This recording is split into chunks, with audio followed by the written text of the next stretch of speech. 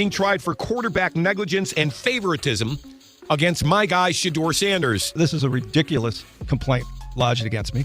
Second of all, I also want to apologize because in order to defend myself, I have to take a victory lap, okay? And by doing that, what I mean is, I think my analysis and reporting of what went on at training camp should be award-winning because it was so much on the mark, even though it was against the grain of the popular media out there. Well, let me do this here. Let me take over right now. Let me say something to you. Let me say this to you. Number one, you're assuming the Browns know what they're doing with a quarterback competition. That is a violation of this court. There is absolutely no proof they've had any clue as to what the hell they're doing with quarterback. Okay. The only thing I'll give credit for is bringing Flacco back, and Andrew didn't want it. That was because of Kevin. Number two, the diff is so exaggerated. They both had one bad game. Your guy did not light up the preseason. My guy did against Carolina. He had a bad game playing with third stringers, and you're taking that and holding it against him. Put Gabriel out there. He would have got eaten alive in that game.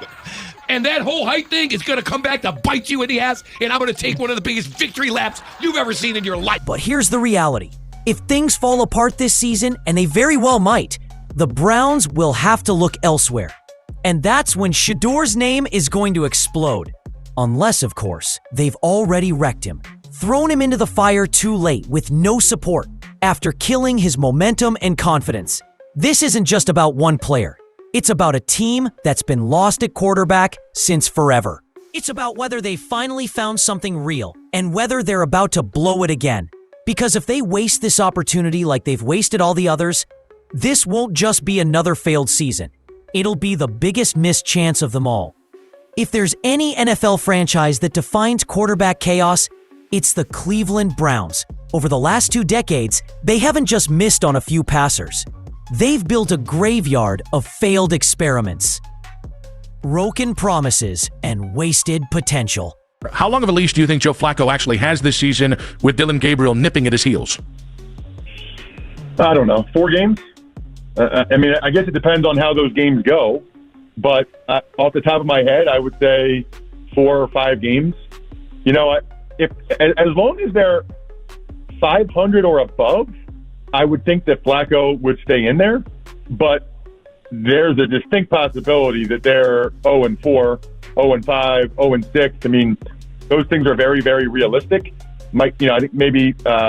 I think 2-4 after 6 games would be a heck of an accomplishment. I really do, with who they're playing.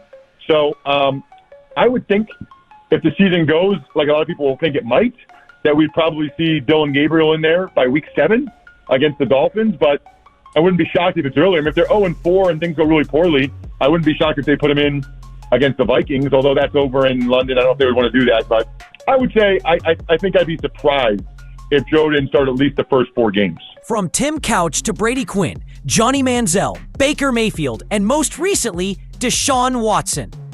Every QB of the future has ended up as a headline, a disappointment, or an injury waiting to happen. It's not just bad luck. It's bad planning, bad coaching, bad leadership. The Browns have cycled through coaches, front office personnel, and schemes, none of which ever line up with the actual talent on the roster. Year after year, they reach for the next franchise guy, only to throw them into a losing team without structure, patience, or a long-term vision. Even when they finally showed progress with Baker, ending a playoff drought, they blew it. They pushed him out, gambled big on off-field baggage with Deshaun Watson, and now they're left scrambling again, patching holes with aging veterans like Joe Flacco, and gambling on mid-round rookies like Dillon Gabriel. Meanwhile, someone like Shadur Sanders, who's shown legit flashes in camp, is treated like an afterthought.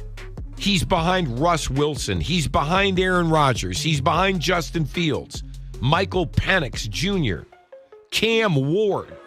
Cam Ward has started as many games in the NFL as I have. You guys might think I'm crazy. I'm going with 17. Chris. I'm going to say 13.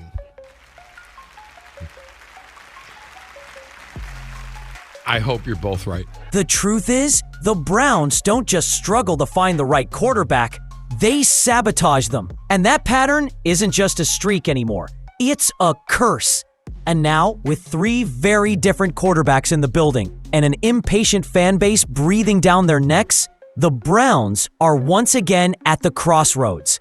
The question is, have they learned anything from the last 20 years? Or are they about to make the exact same mistake all over again? While the Browns were stuck in yet another quarterback shuffle up top, something unexpected was happening quietly behind the scenes. A guy no one was talking about started turning heads in camp. Not Joe Flacco, not Dillon Gabriel. We're talking about Shadur Sanders, a name that wasn't mentioned during the draft, but started popping up in tweets, practice reports, and insider conversations weeks later. Everyone's going to overreact to interceptions, and the playoff game ended in back-to-back pick sixes. I get that, but that has not been Flacco's downfall in his whole career. It's not like he's Jameis Winston. His interception rate actually is very average, very not terrible and not great.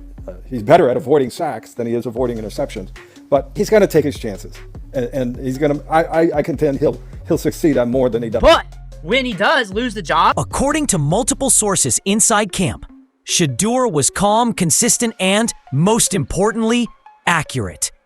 He wasn't throwing bombs just to get attention. He was running the offense, hitting windows, showing real awareness, and consistently putting together drives. Reporters at practice started whispering it. Fans watching the clips started catching it. Even beat writers, who usually stick to whoever's getting the official reps, started sharing his stats. 70 to 80% completion rate in team drills, poised under pressure, making quick reads, leading red zone drives. It wasn't just hype. It was happening every day. And yet, he sat, buried in the depth chart, getting reps after practice, tossing passes to tryout players and guys who wouldn't make the 53-man roster. It raised the obvious question. If he looks better, plays cleaner, and passes every test, why isn't he getting a real shot? Next year. Apparently, it's a lock. It's a lock. We're going to find him. I cannot believe how optimistic you are on that move. Number one, those quarterbacks look like crap. Number two, Andrew's record with quarterbacks is crap. Number three, these are the Browns. Okay, so this optimism from you, I don't know where it's coming from. I actually welcome it, to be honest, because I have no faith, very little faith, that this is going to work out that way. Riz, if they can't find their franchise quarterback in April, we'll never see anything in our life, me and you, in our 60s. I mean, this is the time. It's timing up to their, their need and their availability with the extra one, or whatever it takes.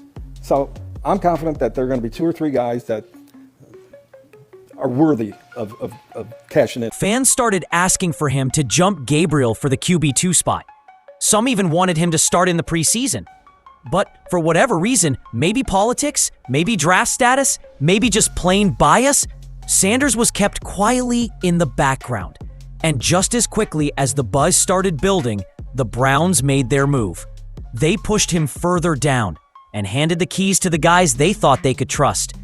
But what if they trusted the wrong ones? Quarterback battles are nothing new in training camp. But what happened in Cleveland this year wasn't just a competition. It was confusion bottled up and handed out as strategy. The Browns entered camp with 4 quarterbacks. That alone should have raised eyebrows. Too many cooks, not enough direction. Eventually, it got cut to 3. Joe Flacco, the aging vet with a playoff past, Dillon Gabriel, the flashy rookie draft pick, and Shadur Sanders, the undrafted underdog with valid upside. But from day one, the battle felt rigged. Flacco took early reps as expected. Gabriel got second unit work. It was his job to lose, despite showing glaring inconsistency. Meanwhile, Sanders, he often didn't even touch the field until over an hour into practice. Most days, fans scrolling X, formerly Twitter, didn't see his name mentioned in live updates until the session was winding down. And yet, when he got his limited reps, he delivered. The eye test said Shedeur was smoother than Gabriel. His dropbacks were controlled, his throws more precise, his decisions more mature. But instead of rewarding performance, the Browns defaulted to politics. The drafted guy over the better guy. The former Super Bowl MVP over the emerging name with no NFL pedigree. It wasn't a real competition. It was a pecking order disguised as opportunity. Gabriel struggled openly at times. Even Flacco showed rust, especially against younger, faster defenses. But the Browns stayed the course, locked into their original plan, even if it meant ignoring what was right in front of them. And when the final preseason game came, that's when everything not only fell apart for Sanders, but also exposed just how flawed the Browns' entire process really was. When Shadur Sanders finally got his shot in the last preseason game, fans were ready. After weeks of quiet buzz, this was supposed to be his breakout moment, the chance to prove that all those training camp flashes weren't a fluke. Instead, it felt like a scripted failure. He was thrown in late, surrounded by third stringers and soon-to-be practice squad bodies. Guys who wouldn't be on the final roster. Linemen who couldn't protect. Receivers who couldn't separate. And when the offense sputtered, when Sanders looked like he couldn't get the ball moving, the critics came out swinging. But no one talked about the context. No one mentioned that Dillon Gabriel got his reps with the starters. Flacco had full first-team weapons, a queen pocket, ideal situations to showcase his rhythm and command. Sanders, he got mop-up duty, minimal reps, no rhythm, and yet his one bad game, under those conditions, became the excuse the Browns needed to shove him further down the chart. But here's the disturbing part. What if that was the plan all along? What if they needed him to fail so the media would stop asking questions? What if they wanted to silence the fan calls for Shar QB2? Because if you bury someone deep enough, you can kill the hype before it becomes a problem. Or worse, forces a decision you're not ready to make. Shedeur didn't just get a raw deal. He was put in an unwinnable situation and judged as if it were a fair shot. But when fans rewatched the tape, the truth became hard to ignore. He wasn't the problem. The system was. And every decision after that game only made it clearer. At this point, nobody really knows what the Browns are doing with their quarterbacks. Not the fans, not the media. And if we're being real, maybe not even the coaching staff. Head coach Kevin Stefanski and GM Andrew Berry have built a reputation for being sharp, methodical, and calculated. But when it comes to quarterbacks, their moves feel like a mix of hesitation, panic, and half-baked plans held together by hope. 4 quarterbacks to start camp. Strange. Turning it into a 3-man battle without clear criteria? Risky. Bearing the most efficient passer from camp because of one preseason stat line? That's not strategy, that's confusion. And it raises a real question. Is this disorganization, or is there something more intentional going on? Because it's not just Shedeur's reps that were limited. It's how they were limited.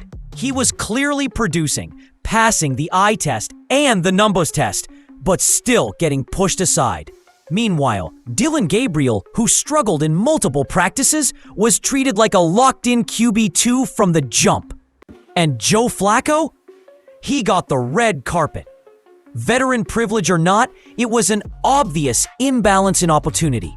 Something doesn't add up. Was Shadur seriously never in the mix?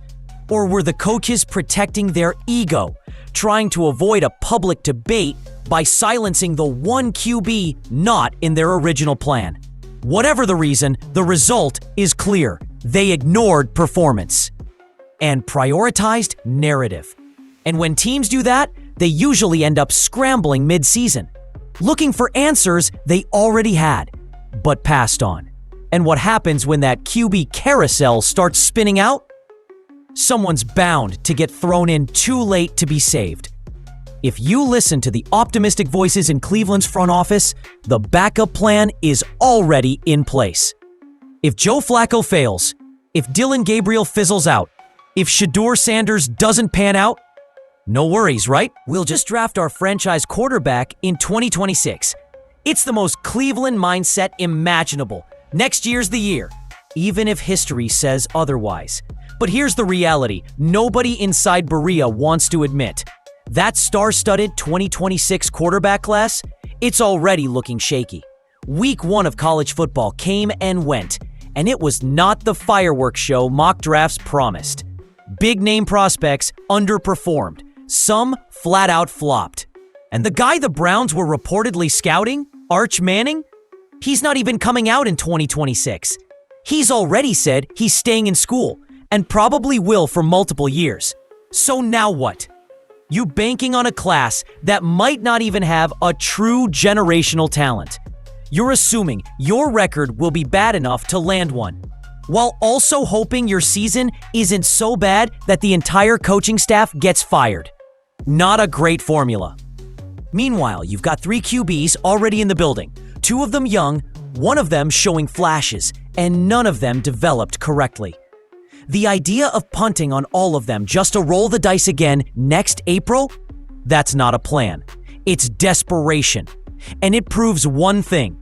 This franchise isn't thinking long-term. It's panicking in slow motion. By the time they figure that out, they're not just going to miss on the 2026 class.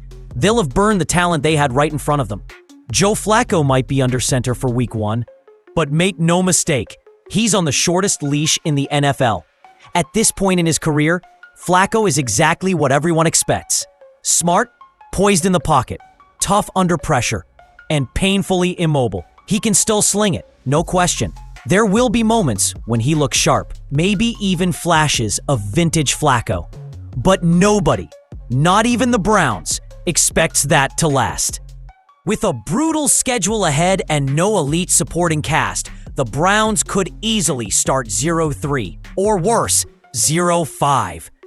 That might be enough to force their hand before the bye week. And once the record dips into disaster territory, Flacco's leash isn't just short, it's cut. That's when the chaos really starts. Dillon Gabriel is next in line. Young, athletic, but wildly inconsistent. His camp performances were mixed at best.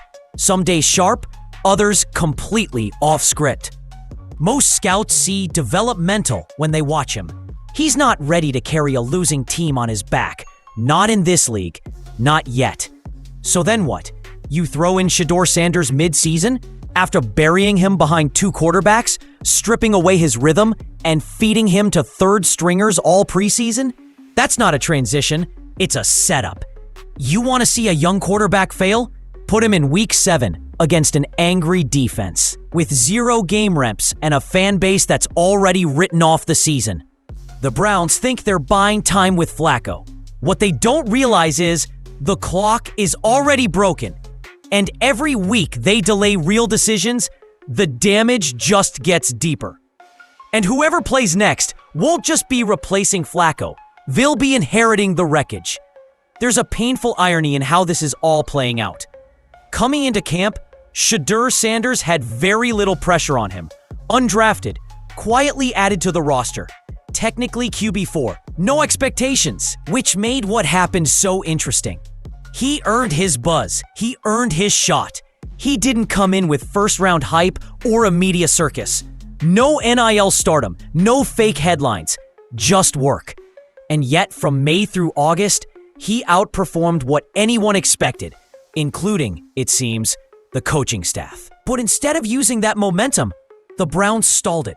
They stuffed him behind a rookie who looked overwhelmed and a veteran who's already in his goodbye tour. And when they finally did give him a shot in that one final preseason game, it felt less like an opportunity and more like a formality.